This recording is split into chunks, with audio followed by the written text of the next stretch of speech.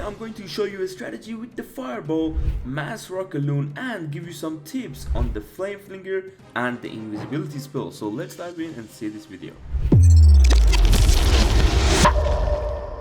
Okay, we are here on the first attack and we got this double invisibility base, guys. So this one is gonna be quite easier to plan, of course, because you always want to get one of these invisibility towers with the ward and fireball. Now I'm gonna drop the flame flinger around the town hall area, test for some Teslas, and this is mainly because if the flame flinger hits the ward and tower, it's actually gonna activate the town hall. Now let's double earthquake, drop the warden in front and pop the ability. Then we're gonna go with the healers, and don't forget, sometimes I personally forget, but don't forget to drop one loon or rocket loon, for example, for the test before you drop your healers, because in higher legends some people tend to kind of bait it.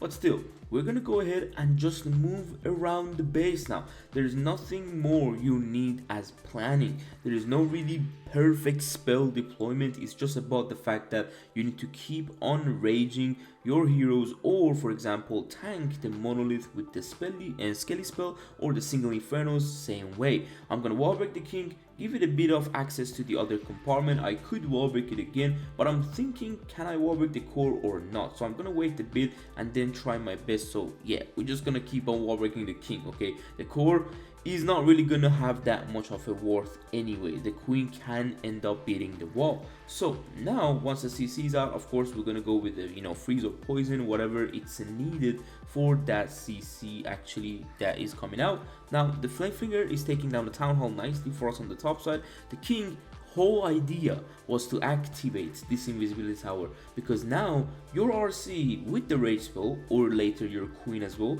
can help each other out to take down that entire area. I'm gonna pop the queen ability before it's too late and she dies through the ability. Going to rage and freeze for the RC for this entire side. The flame flinger is still going strong, and this is where you got rocket loons for the back end to clear those point defenses for the RC, or big defenses, or tank those, for example scatter shot. Use your spell nicely for the back end, and this is where we swag those double invis, because of course the invisibilities are for the warden fireball. Now hopefully you like this attack. Let's go on to the next one and see what was the plan. Okay, on the next base we have a very interesting core setup with the rage tower. So what I want to do with my warden is actually drop her on the lower side, but look at this one. You guys may have forgotten that in our new update we got this little detail that you can actually see where to drop the flame flinger so it doesn't get targeted by those defenses. So we're gonna go with the warden on the lower side. Now we got a lot of defenses from left and right and center, so we need to clear them out for the warden with the rocket loons, and this is where you can then start focusing on your spell placement. Baby dragon to help speed up this warden walk, although it's raged warden, but still you can rage him up if needed, but I don't think I will do that in this warden walk. So now I want to take down that wizard tower as well, just to make sure my warden goes straight forward for the core, so then we can use the invisibility spells to get our fireball into the rage tower. It's important because then we can get the entire core. So focus on this. Always drop the earthquake spell beforehand, and then look at these invisibilities, making the rage tower visible, then making sure after that builder heart I popped the ability. It was a bit risky, I know. I didn't actually see the builder heart first when I dropped the skelly spell, so that's where I was like, oh my god, please go down so I can drop this warden fireball. Now the Tesla popped up on the top side as you saw and killed our flame flinger, but it doesn't matter, we got the value I was looking for, a decent funnel. Now sending the king on the outside, I really wanted to go and just break him through different compartments so he clears the damage for the queen and the warden. Now the wall breaker drops is important, so I'm gonna also go with the champion on the opposite side, clear things out, making sure I also make the damage lesser on my heroes on the right side. This is where, again, as I said, the wall breaker drops is important, so you need to make sure you wait enough and you drop the wall breakers in time. Okay, it doesn't matter. Now because we took down the CC, I could have used the poison on the queen, but I decided not to, and maybe if there was ground skellies later for the town hall we would have done something. But now the queen will have access to the town hall. Make sure again you pop her ability in time. If you pop it late, that one giant bomb and the monolith can destroy her together. It's a risky thing. Now the queen and the town hall is going to be taking down the last defense on the base. Make sure you have minions, headhunters left, or barbarians and wizards for over kind of buildings on the other side of the wall. But that's it. Let's move on to the next hit. Okay, this attack right here is going to show you why this strategy is so strong. Because guys, I mess up. Yes, I mess up. And I always want to bring my mess up videos as well, you know. It's not always going to be the perfect fireball or the perfect execution. Now, what I was planning on this one was the fireball on the poison tower, because it would take down the, you know, infernos and the clan castle and all that type of value. So what I was going to do is to take down the entire right side with a nice flame flinger as well, so we can give more, you know, value to our royal champion or better funnel for our heroes. Warden, healers, now we can support the warden with baby dragon and wizards, as you can see right now. So the warden moves forward. One thing about the, you know, the pet with the warden I can tell you is that it's important to have one of, for example, the frosty or the jelly. It doesn't matter that much, but look at this one.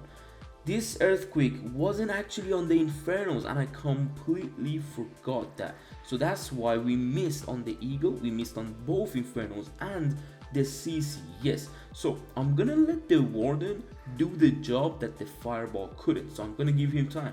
Even if you need it, you can rage him up. Now, because he was gonna pull the CC, I go with the early skeleton spell. So now once the CC comes out, they don't rush to my warden. If there are rocket loons, if there are, for example, super minions, they will always be hitting that skelly spell. Raging the warden, making sure he gets through the CC. This is going to take some time, but as you can see, we already took down a nice chunk of the base. So now the queen can go for the town hall. That's right, I'm gonna have a separation Sui this time instead of having everything together. Helping the warden out with a few rocket loons as well, making sure the flame flinger also gets this area, because I'm quite sure once the yetis come out, they can get everything else. So why worry about that part? Going to rage the warden, making sure he gets the monolith. He might switch to yetis because they are out, but we don't know that, so we're gonna keep on pushing the right hand side with the king and the queen. Now the queen can go in, but the problem is the Tesla farm, right? The king ability needs to go off, so it funnels the queen to go in, otherwise it would be bad. Now this is why I got the queen's ability with the healers, because I can have a mini queen charge on the town hall and have the RC on the opposite side, and this is where I can use the freeze, get the queen back up to full HP, and the frozen arrow honestly wouldn't give me that much value on this base, although the warden is helping to take down the town hall. But I think if we had a frozen arrow, this would have been maybe a 1-star. Maybe we could have used the rage on the warden, we still don't know, but I like it when I can queen charge whenever I pop my queen ability. And this is how, even with the very bad start, we still got 4 heroes alive without using a troop. It's insane. But let's move on to the next one. Okay, the 4th attack right here. Now what we're gonna do on this one is of course take down the CC, because it's accessible. We can do it, so why not? Alright, now one thing I do, a few mistakes maybe in these attacks, is that I drop a bad flame flinger. Now you can always keep it and maybe go with a log launcher, with a siege barracks, whatever you like, but I know the value of the flame flinger on this base. I'm gonna go from the top side, but I should have dropped it a bit higher because there is a ground expo on the lower side. So now I'm gonna go with the mortar takedown, of course, because we got rocket loons, and usually the CCs in Legends League or ice golems, they won't fully come out unless your frosty takes it out. So that's why always the frosty will die early on anyway. The poison lizard also works out nicely if you are upgrading the jelly, for example. A lot of you are currently, so no worries there. Now what I'm gonna do here is to drop the fireball on the single inferno, so it's important making sure you use the invisibility spells nicely. This will make sure you also take down those archer towers, but I wanted the monolith, so you saw my earthquake placement. Maybe I could have done it better. Okay, I'm not a pro in you know, this whole warden walk and fireball still yet. Okay, I'm still learning myself, so that could have been maybe prevented. So a few mistakes right at the beginning, but I'm using the rocket loons on the scatter shot to take it out. Wallbreaker, making sure we count these walls, guys, because it's important. You need 4 wall takedown to reach the town hall. We already took down 2, and now you need to wait for this area to go down. Otherwise, your wall breakers will target bad defenses and go ahead with the bad and wrong walls. So raging this queen whenever it's getting onto the damage RC, and immediately with the cleanup right behind her. King's ability goes off, and here's where I can see once everything is down in this entire side, the wall breakers will open the gold storage compartment. Now this is where the queen took a very weird path than reaching the town hall. I should have popped the RC ability right with these 2 headhunters so they would have taken the king down quicker, but still, I mean, yeah, the tornado did hurt us a bit, so now the queen will have a longer path to the town hall, but still, we got 5 rocket loons and 3 loons with wizards for the back end. So if everything right now dies on the town hall, you still got the backup with the free spell, rage spells, these cleanup troops, everything will be still fine. So that's why you always keep some spells for the back end, and overall, this is how the strategy works in general. You need to keep some stuff for the back end and also the beginning. Okay, the 5th attack right here, it's actually my CW attack, and this should have not been a triple.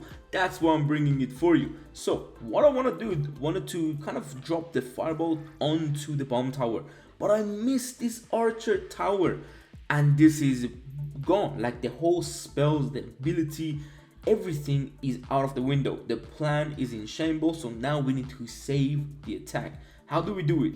With patience, and of course something called the poison spell because of the CC, because it should have been down, so I'm gonna freeze it. But I was also a swag freeze because I wanted the warden to take down the monolith before it actually goes and shoot the CC, but it didn't happen. So now we even have to invest the rage. You can already see how many spells and ability we invested for this literally entrance, and this is insane. So what I'm gonna do, just like the attack we did, is leave the warden. Guys, you need to leave him be and then start your heroes on the other side. He is going to have a massive impact on the core of the base later on, and in general, the value that the fireball didn't get, your warden can still get it.